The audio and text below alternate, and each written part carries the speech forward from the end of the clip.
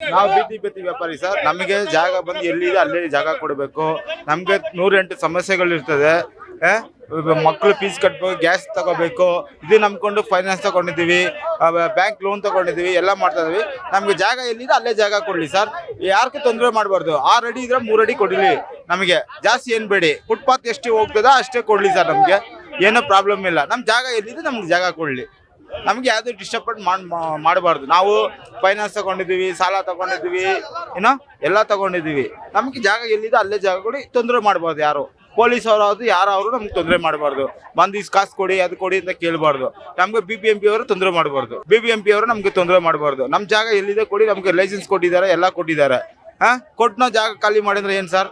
ನಾವು ಅಷ್ಟೆಲ್ಲ ಮನೆ ಮಕ್ಕಳು ಇದ್ದಾರೆ, ಅದು ನಂಬ್ಕೊಂಡು ನಮ್ಮ ಬಲ್ತಾ ಇದೀವಿ. ನಮ್ಗೆ ಜಾಗ ಎಲ್ಲಿದೆ ಅಲ್ಲೇ ಕೊಡಲಿ. ನಮ್ಗೆ ಏನಕ್ಕೆ ತೊಂದರೆ ಇಲ್ಲ.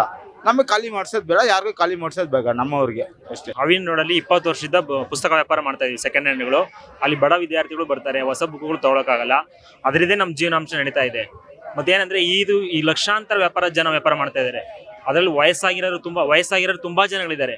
ಅವ್ರು ಎಲ್ಲಿ ಹೋಗ್ಬೇಕು, ಏನ್ ಮಾಡ್ಬೇಕು ಅವ್ರಿಗೆ? ಇವಾಗ ನಾನಾದ್ರೆ ಹೆಂಗ್ ಹುಡುಗ ಏನಾದ್ರೂ ನಾನು ಬೇರೆ ಕೆಲಸ ಮಾಡಬಲ್ಲೆ.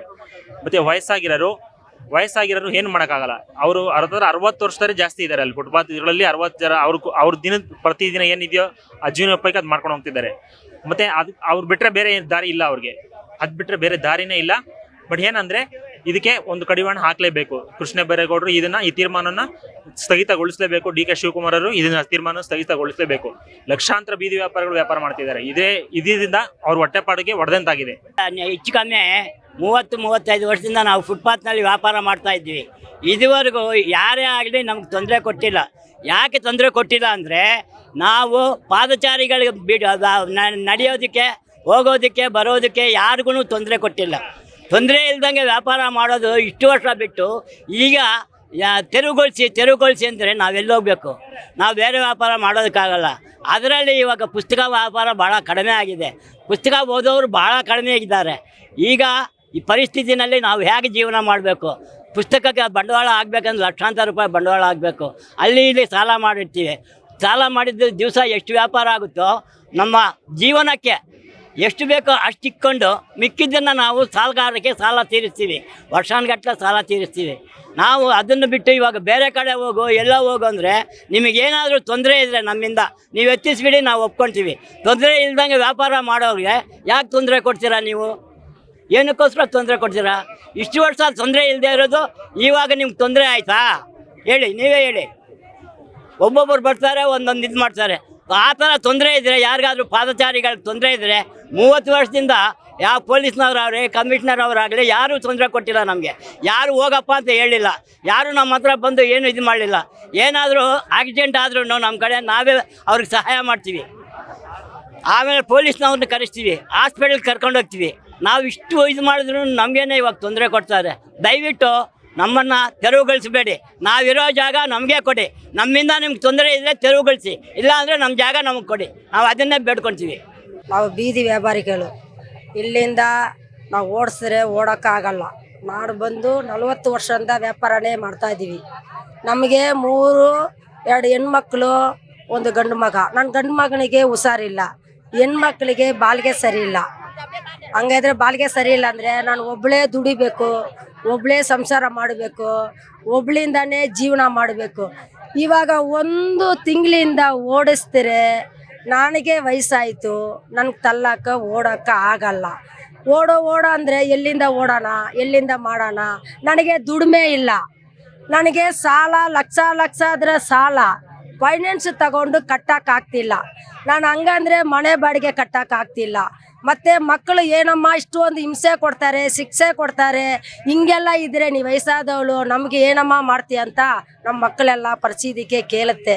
ಹಂಗಿದೆ ಸಮಿತಿಗೆ ನಾವು ಇದೆಲ್ಲ ಬಂದು ಹೋರಾಟಕ್ಕೆ ಬಂದು ಕೂತ್ಕೊಂಡು ಅವ್ರನ್ನ ನಂಬಿ ಕೇಳೋಣ. ಇರಮ್ಮ ಕೇಳಿದ್ರೆ ಒಂದಷ್ಟು ಸಾಕ ಬಿಟ್ಟರೆ ನಾವು ಅದಗಿಂದ ಬದುಕಿ ಒಂದು ಸಾಲ ತೀರಿಸಿ ನಿಮ್ಮನ್ನ ನಾವು ಬದುಕಕ್ಕೆ ದಾರಿ ಮಾಡ್ತೀನಿ ಅಮ್ಮ ಅಂತ ನಾವು ಒಪ್ಕೊಂಡು ಬಂದಿದ್ದೀವಿ. ವ್ಯಾಪಾರ ಮಾಡೋರಿಗೆ ತುಂಬ ತೊಂದರೆ ಕೊಡ್ತಾವ್ರೆ. ಅವ್ರು ಏನು ಹೆಂಡತಿ ಮಕ್ಕಳು ಸಾಕ್ಕೊಂಡು ಸಂಸಾರ ಮಾಡ್ಕೊಂಡು ಒಂದು ಮನೆ ಬಾಡಿಗೆ ಕಟ್ಟಬೇಕಂದ್ರೆ ಇವಾಗ ಕಷ್ಟ ಐತೆ. ಎಲ್ಲ ಬೆಲೆ ಜಾಸ್ತಿ ಮಾಡ್ತಾವ್ರೆ. ಏನು ಜನಸಂಖ್ಯೆ ಏನು ಮಾಡಬೇಕಾಗುತ್ತೆ ಹೇಳ್ರಿ? ಎಲ್ಲರೂ ಕಲ್ಲೆತ್ತಿ ಹೊಡಿಬೇಕಾ, ಇಲ್ಲ ಮಣ್ಣು ತಿನ್ಬೇಕಾ, ಇಲ್ಲ ಕಲ್ಲು ತಿನ್ಬೇಕಾ? ನಮಗೆ ಪೊಲೀಸರು ಹಾಕಕ್ಕೆ ಬಿಡಲ್ಲ, ದುಡ್ಡು ಕಲೆಕ್ಷನ್ ಮಾಡ್ತಾರೆ, ಹೊಡಿತಾರೆ, ಬೈತಾರೆ. ನಾವು ಕಚ್ಚಿಪ್ ವ್ಯಾಪಾರ ಮಾಡ್ತೀವಿ. ಎಲ್ಲಿ? ಅಭಿನಯ ಥಿಯೇಟರ್ ಅಂತ. ನೀವು ಥಿಯೇಟರ್. ಸೊ ಇವಾಗ ವ್ಯಾಪಾರ ಮಾಡಕ್ ಬಿಡ್ತಾ ಇಲ್ಲ ನಿಮ್ಗೆ? ನಮಗೆ ಬಿಡ್ತಾ ಇಲ್ಲ. 5 ದಿವಸ ಆಯ್ತು, ಬಿಟ್ಟಿಲ್ಲ. ಅಣ್ಣ ಒಂದು ಮಾತು ಹೇಳೋಣ, ಮಾರ್ಕೆಟಲ್ಲಿ ಬಂದು ಒಂದು ಅಂಡರ್ಗ್ರೌಂಡ್ ಅಂತ ಮಾಡಿದ್ರು ಅಣ್ಣ, ಪಾರ್ಕಿಂಗ್ ಅಂಡರ್ಗ್ರೌಂಡ್ ಅಂತ ಮಾಡಿದ್ರು. ಆ ಅಂಡರ್ಗ್ರೌಂಡ್ ಆದಂಗಿಂದ ತುಂಬ ನಮಗೆ ಇದೆಲ್ಲ ಪ್ರೀ ಪ್ಲ್ಯಾನ್ ಮಾಡಿಬಿಟ್ಟು ಸ್ಕೆಚ್ ಹಾಕಿದ್ದಾರೆ. ಸುಮ್ಮನೆ ಅದು ಮಾಡ್ತೀವಿ, ಒಳ್ಳೇದು ಮಾಡ್ತೀವಿ, ಇದು ಮಾಡ್ತೀವಿ ಅಂತ ಹೇಳ್ಬಿಟ್ಟು ನಮ್ಗೇನು ಮಾಡ್ತಾ ಇದ್ದಾರೆ, ಇದ್ರ ಹಿಂದೆ ಹಲವಾರು ಜನ ಶಾಮೀಲಾಗಿದ್ದಾರೆ. ತುಂಬ ಜನ ಕೈವಾಡ ಇದೆ ಇಲ್ಲಿ. ನಮಗೆ ಬದುಕಕ್ಕೆ ಬಿಡ್ತಾ ಇಲ್ಲ, ತುಂಬ ಕಷ್ಟ. ನಾವು ಬೀದಿ ಬದಿ ವ್ಯಾಪಾರಿಗಳು ಮಾಡೋದು, ನಮಗೆ ಮಾರ್ಕೆಟ್ ಬಿಟ್ಟರೆ ನಮಗೆ ಯಾವುದು ಅನ್ನದ ದಾರಿ ಗೊತ್ತಿಲ್ಲ. ಇಲ್ಲ ಕೂಲಿ ಮಾಡಬೇಕು, ಕೂಲಿ ಮಾಡೋಂಗೂ ವ್ಯಾಪಾರ ಮಾಡೋರು ತಾನೇ ಕೂಲಿ ಸಿಗಬೇಕು. ಇಲ್ಲ ಹೆಂಗೆ ನಾವೆಲ್ಲ ಬದುಕೋದು ಸ್ವಾಮಿ? ತುಂಬ ಅನ್ಯಾಯ ಮಾಡ್ತಾ ಇದ್ದಾರೆ ಸ್ವಾಮಿ. ವಾರ ಆದರೆ ಕಲೆಕ್ಷನ್ ಕೇಳೋಕೆ ಬರ್ತಾರೆ, ದುಡ್ಡು ಇಸ್ಕೊಳಕ್ಕೆ ಬರ್ತಾರೆ. ಆದರೆ ಪೊಲೀಸವ್ರಿಂದ ನಮ್ಗೇನು ತೊಂದರೆ ಆಗಿಲ್ಲ. ಈ BBMP ಕಾರ್ಪೊರೇಷನ್ ಅವರಿಂದ ತುಂಬ ತೊಂದರೆ ಆಯ್ತಾ ಇದೆ. ನಾವು ಬದುಕಬೇಕಾ ಸಾಯ್ಬೇಕಾ ಒಂದು ಗೊತ್ತಾಯ್ತಲ್ಲ. ಒಂದಲ್ಲ 2-3 ತಿಂಗಳಿಂದ ತುಂಬ ನ್ಯಾಯ ನಡೀತಾ ಇದೆ, ದೌರ್ಜನ್ಯ ನಡೀತಾ ಇದೆ ಸ್ವಾಮಿ. ಈ ಥರ ಅಜ್ಜಿದೀರ್ನ ನೀವೇ ನೋಡಿದ್ರಲ್ಲ, ಈ ಥರ ಅಜ್ಜಿದೀರ್ ಕಷ್ಟ ಎಲ್ಲ ಏನು ಮಾಡ್ಬೇಕು ಸ್ವಾಮಿ? ಪಾಪ ಅವ್ರ ಮಕ್ಕಳು ಕರೆಕ್ಟಾಗಿರ್ತಾರೋ ಇಲ್ವೋ? ನಾನೇ ಕರೆಕ್ಟಾಗಿಲ್ಲ ನಮ್ಮ ತಾಯಿಗೆ, ನಾನೇ ಅನ್ನ ಹಾಕೋದು, ನನಗೆ ನಮ್ಮಮ್ಮ ಅನ್ನ ಹಾಕೋದು.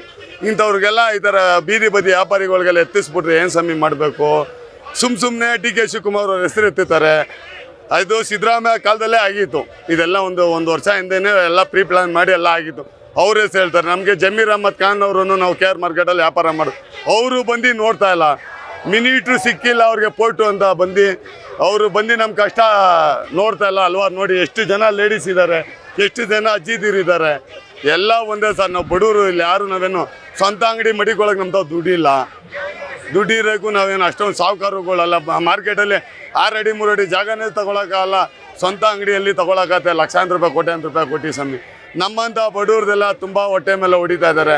ಇದು ತುಂಬ ಅನ್ಯಾಯ ಸ್ವಾಮಿ ನಿಜವಾಗ್ಲೂ. ನಿಮ್ಮಂಥವ್ರೇ ನಮಗೆ ನ್ಯಾಯ ಕೊಡಿಸ್ಬೇಕು ಸ್ವಾಮಿ ನಿಜವಾಗ್ಲೂ, ದಯವಿಟ್ಟು ಸ್ವಾಮಿ.